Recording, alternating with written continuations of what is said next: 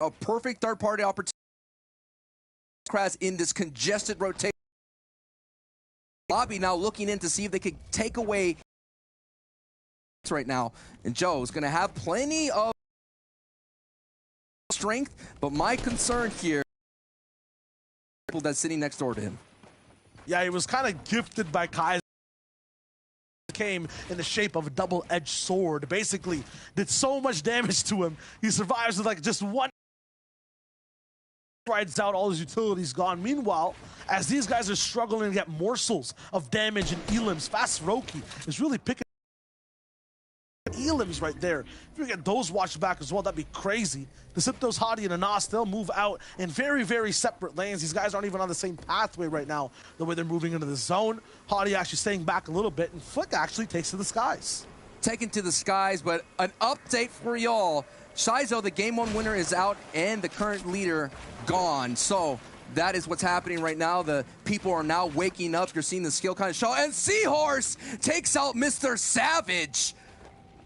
Wow. Stompy taking out Kiriachi and then turning around and taking down Hen inside the feed as well. Milo didn't make it past the zone. Hen actually just, I guess, clapping down Stompy. What I'm thinking about right there, it has to be that these guys were all in zone somewhere fighting it out, and that zone eventually claims everyone if you don't actually work with time.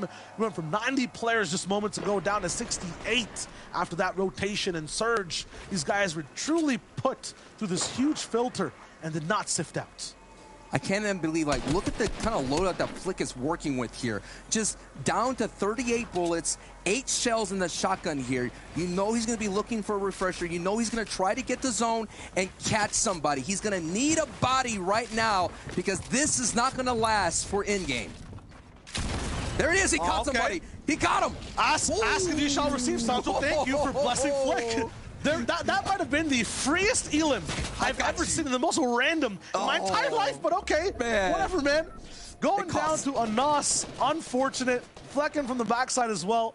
He'll try to find his way through, but Anas has a huge stop sign all the way on the front side of this zone. See Flecken actually moving to the right.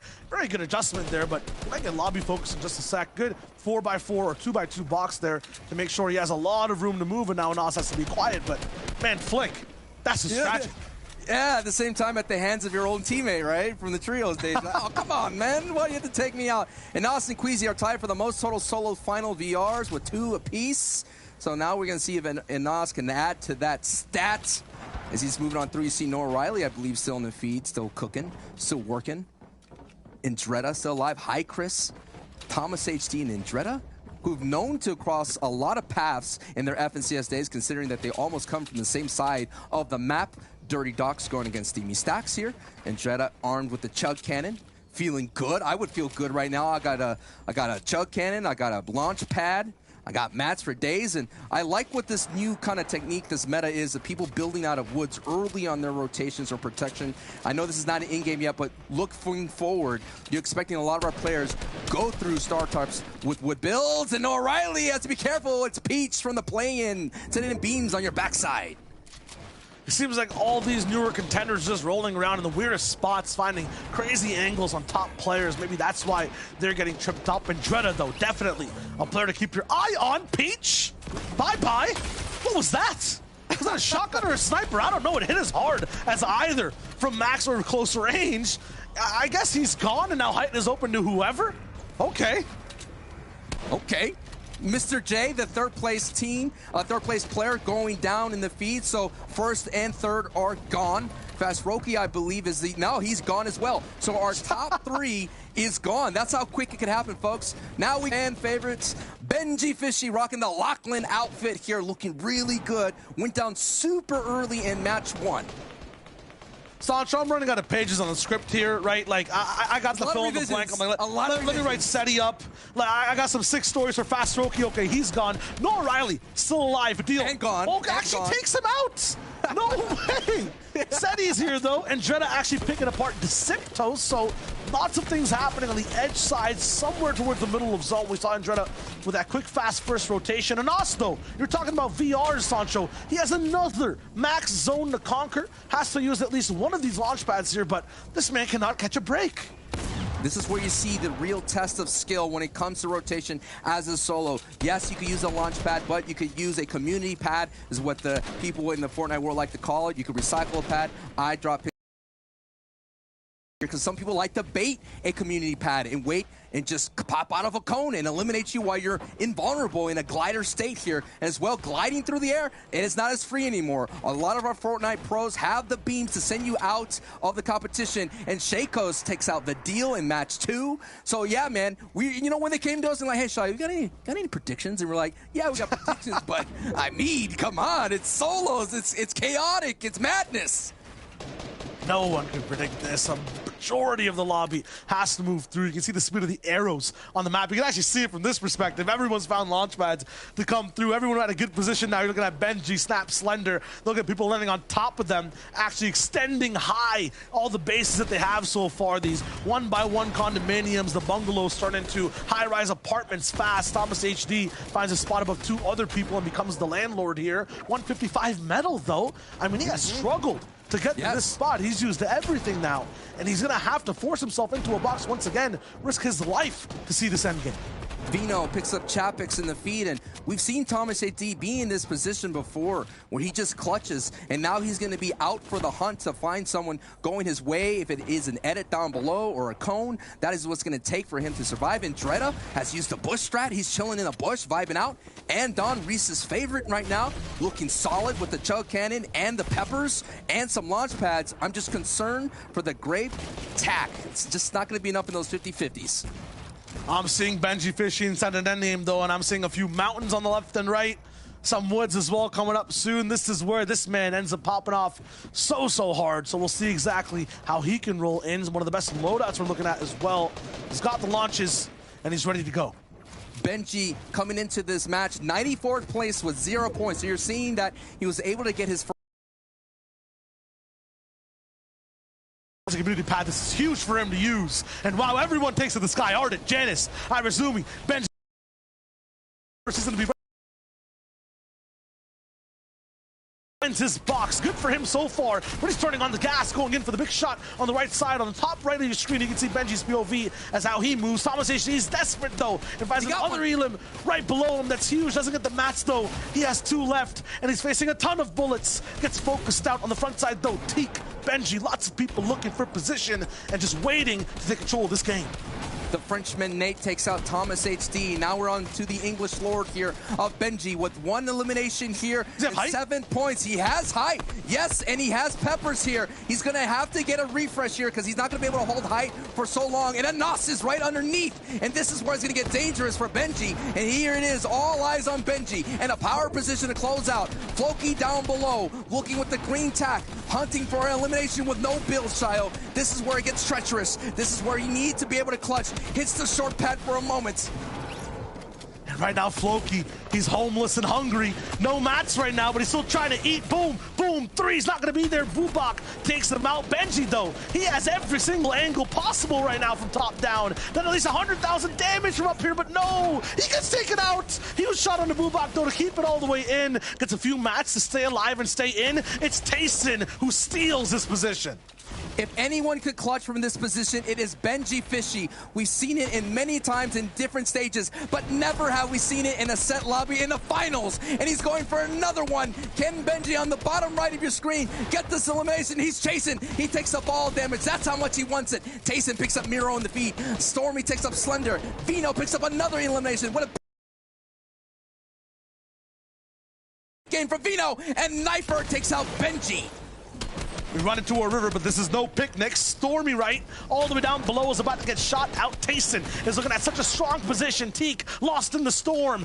AR beams from above. This rain hurts hard, and there's no umbrella to save you now, my friend. You're running out of materials. You're going to be on your walls and your floors, editing it out towards the storm. Chug cannon, the advantage is even, and now Tayson from the top side. He's looking for the final shot. A tree in the way, but there's going to be no growth for Teak here. Low on HP, low on shields. Tayson's here to wrap it out, going back in the storm. It's a desperate solution. Tayson fails the block, but lands the shot. That's what I'm talking about for game 2. High-profile players, big stakes, huge action. And now we're seeing how Teak got to that second place. The FNCS solo champion takes us a couple of pop-ups, and you better vault your way up the board. Some great work from the former champion. And that's what I was looking for in terms of a high-tier seesaw, right, Sancho? We're looking for big names. For those crazy box fights, Thomas HB desperate here and there. Flick too, I mean, this man somehow survived longer than he needed to, got that free elim. I mean, you gifted it to him, right? And then after that, you know, got instantly taken out. That was also one of those games, right, where we saw brothers take out brothers, Fleck and Diablo in the beginning. Stomby Kuriachi also taking shots at each other. It feels like, Sancho, if you blinked, if you left one side of your box unattained to, you got shot for like 100 damage. Yeah, someone is going to get you there, but we definitely have to take it to the analyst desk of Zeke, Reese, and Levin to break down match 2. Tayson, Levin, Tayson, baby. You know, you can never count this man out. He's always lurking in the shadows, okay? He's always there. Look, you know, I have my script for how today is going to play out. So after game 1, I was sort of looking at my script thinking, hold on a minute, what's going on here? Like, you know, things are going off the rails a bit, but now we're back on script. We have Tayson winning the game. And, you know, before we get on to Tayson, because there's plenty to say about Tayson, props to Teak. Look, Teak is a phenomenal solo player. Teak has dominated solo competitions in the past. You know, I renamed DreamHack to Teak Hack because of how dominant he is in those competitions. So we know what Teak can do. I think the big thing is, can he now move this, you know, continue this form forward? But Tayson, beginning of a game, look, I said he'd be able to do this. He's going to get you a game or two here and there, but even with that, still not at the top of the standings. Shizo being moved down from first place, being overtaken by Vino. Props to Vino. Vino in first place. Look, Vino's somebody who a lot of you OG people might not be familiar with, or a lot of you newer people, I should say, aren't familiar with. But Vino is a phenomenal talent, one of the most talented players. He just needs the respect, and I think he's finally starting to get it, Reese. Yeah, I think anyone who's been watching last season knows how good up frequently, and I'm not surprised to see him already after 2 matches. He could be taken away with it. Yeah, this is really Vino's chance to maybe, you know, make up for some of the earnings he missed. Once again, you can see Thomas doing what Thomas does best, picking up some fancy highlights. I think, you know, he did get himself into a bit of trouble. Do you see a lot of these players who maybe don't stick situations where you run low on mats and it's all over? You can see Benji there in a similar position, even after his pop-off, right? Still running low on mats and then eventually being taken out. You know, these are the things that players are going to be thinking about, right? Tayson, somebody who talked about, you know, having much more resources available to him than many other players, and that seemed to have helped out today in this specific game. How does that move forward in the next sort of games is the big thing. I mean, I think for Tayson in that particular situation, it's like you get that end game refresh where you need it. You've managed to get yourself tons of materials. Benji at that moment was running low, so he dropped down, and that was a perfect moment for Tayson just to take height. And with those extra materials, you know, you saw Teak scrambling for it on the low ground, right? He was looking for it. He was trying to do whatever he could on the low ground, but Tayson was chilling out. He was relaxed. He had the mats. He knew he had the HP advantage too with the chug cannon, so he played it slow, cool, calm, and collected. And I went back earlier today and watched his 12 elimination victory royale from the solo FNCS, the big game that kind of pushed him to be first and to win that. And his reaction, you know what it was? Nothing. Didn't even say a word. You could hear his keys typing away. You could just hear him not even an excitement on one of the most incredible games I've seen in FNCS history, to be honest with you. Nothing. So I'm trying to wonder, after that victory royale, what was his reaction? Well, look, the big thing for me, right, in sort of the final moments of that game is just going to be sort of looking at, you know, height, right? He obviously wins that game from above, and just before that, we saw Benji actually take height for a moment. You know, these final stages, who's the last person to take height? You know, you don't want to take it too early. You know, first move, if you take it, pretty useless at that stage, right? You want to try to take it as late as possible. And some of these height takes aren't even that complicated. Like when Benji took it, he just looked up, realized, no one's above me, let me just have it, right? And similar thing with Tayson. So how does that sort of play out? We'll see. Still a couple games left. Bro, and I don't know how it's happening, but Janice is always in that high ground position right there toward the end, and then he just drops it. So, and again, this is just the first 2 games. You know, anything could still happen. But with all that being said, we're going back into the action. Shy Wager, Sancho S, back over you, boys. Action's too hot. There's just too much action right now, and it's all with these players who are the rising up and comers, those legends, the veterans. They're having trouble right now in the first 2 games, Sancho. It's just showing you the talent of all of the players in the EU region. It keeps getting deeper and deeper with every passing FNCS season. And stars that are really great. We're seeing the flashes of brilliance, just like with Benji able just to have a pop-off. We're seeing, Thomas HD having those flashes of brilliance. But it's the new stars that are shining a little bit brighter here today. Stars like Vino, which is, like I mentioned during match 1, a dark horse who has the ability to rack up elims. And you're looking at it, a 5th and 4th place in this 1st and 2nd match. I'm expecting some big things from Vino going forward. Yeah, Vino and Shies are just kind of head-to-head right now. Shies also going down a little bit earlier in that last game, so hopefully looking for that consistency at the top of the board, Sandro. It's not only about getting that one game pop-off, but then playing well for the rest of the tournament. If you're looking at all the past match histories of the solos of people winning, you see a lot of just early eliminations, getting out early, but then you see those pop-off games, and that is what we're looking for. Who's going to have the next pop-off game? Who's going to be able to shine bright on the biggest stage here on Fortnite in the main channel everywhere? Thank you so much for joining us, and Party Royale. Throw a tomato at Shy's face next time. Yeah, my face is very tomatoable, but what's not a joke right now is the off-spawn fights we're watching in these games. Game number 3, the best one to watch for you and me, except for that final one that comes in on the day. This is where we see most of the changes. This is where we see desperate people actually making their move, their chance. Snazy all the way in caddy corner. He's already starting off with a fight. Actually, the first shot that's been ringed through the entire Fortnite Battle Royale island. Looks like Zyku has a few shields to pop. He's gonna break that floor. No match for him to hold. Genius here from Snazy. He's almost out of ammunition though. He has to make sure these final shots, they hit their target.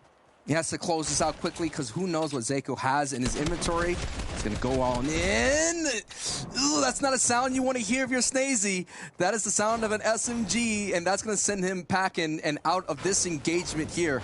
But match 3, it's about the halfway point. You're right, Shayo. People make those changes. You see Vino picking up Asterios quickly in the feed. So Vino not changing the formula, sticking to it, and actually he's adding a little bit more gas to it. Yeah, Vino currently our leader right now in the All-Star Solos. 53 points in total after that elimination. Snazy could have a chance to clap back right there, but unfortunately is not able to finish out that elim and get caddy for free. That'll affect his loot heavily. Benji, meanwhile, headed forward near the dish. He's looking to see exactly what he can take out over here. You can see the leaderboard on the left side. It's still a very, very close game. A few eliminations, a difference in placement. Everyone's really neck and neck on show. This next game, we could have completely different names on the top of the board. Absolutely, and as you've seen, the leaderboard will get shaken up as Sapphic takes up Reason out in the feed down at the aftermath here. But this is the battle that a lot of people on social media had their eyes on. Benji versus Pink.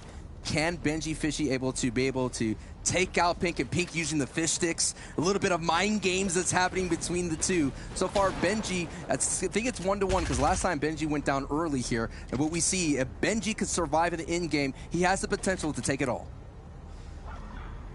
Endurance is one of the biggest things inside this competition as well. You're absolutely right. It's not only surviving end games, but multiple.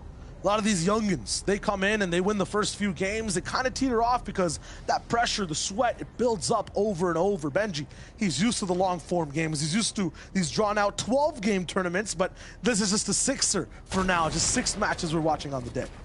Oh my goodness, Pink coming in. The shot just missed for Benji. But I've been in these kind of fights here down at the Defiant Dish, and it could take a long time. But it looks like Pink is about to end that quickly here, and now he has Benji's on the ropes with a big tag, with that green tack here.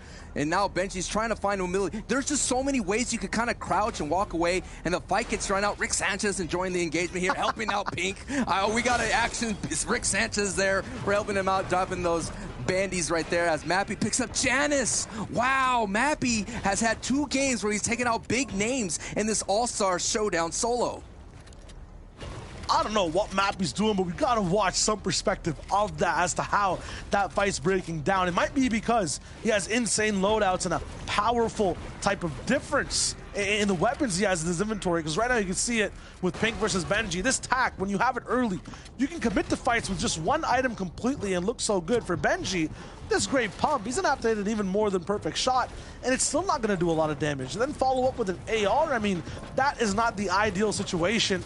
If you're Pink in the situation, all you have to do is just roll in, shoot shots and commit over and over. Just keep pressing left click. Benji has to be pixel perfect with his accuracy. This is a battle between 75th place and 19th place. Benji left Pink in the dust on the leaderboard with that one pop-off game. It's a mini pop-off for Benji, let's be real. It's a little mini pop-off. We're used to seeing him pump everybody. But now he's there, 19th place. So this is how dangerous it is for a Benji here. Cannot afford to go down because that movement up the board could happen just as way the opposite side of things. But now, Pink out of builds, but still has a lot of environment to kind of pick on. And Benji now, and that's Chapix out of nowhere. Where did Chapix come from? I didn't even see him. Chapix now is going to be the new competitor that Benji has to face, and now Benji knows who's in front of him. Phone a friend option on a very hard question for Benji to solve, but at the same time, this is not a friend. This is another enemy.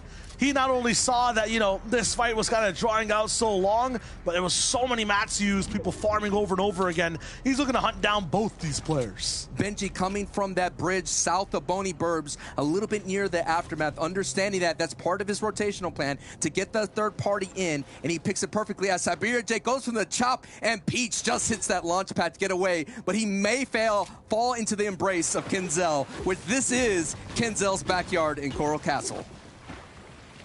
Saw how lethal Peach is though, right, Sancho? Last game, if you give this guy just a window of opportunity, an inch to operate with an AR, he ends up doing 120 damage in like a matter of 2 seconds. This guy's aim is just immaculate. Knifer though, going down. One of the last survivors from game number 2, I think he became and was close to the top 5. Once again, we get hard stuck on 90 players alive. It's going to be a very tricky zone to navigate no matter if you're the king of Coral, no matter if you're the biggest believer on the beach. You're going to have to overcome obstacles, go for those early fights, and just operate with like 9 different people around you, waiting for you to make a mistake or leave an opening in your box.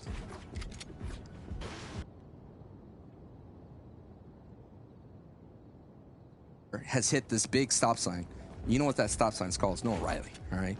She's been hitting this stop sign constantly, and someone that who had the momentum, and I thought this was someone who you have to keep an eye out for, very elite player from the French country, and it's just, this is what happens, man. Sometimes there's always one player out of the 4 that are dropping here who's gonna be like, yeah, it just wasn't your day today. I mean, these guys are essentially, it's 4 people trying to share a 1-bed hotel room. It just doesn't work. Nope. Someone's going to end up on the couch or on the floor. It's never Noah Riley, though, for some reason. This man is just clapping over and over again. This time it's Nate that goes down. Man, I'm always a guy on that floor, man. I'm like, all right, man, I'll take it. I'll take the floor, man. I'll take the floor. Noah Riley right now chilling in that king-size bed. He got it all right now. He's sitting comfy, but it's not the question of Noah Riley's a fighter. It's about what is the cost of this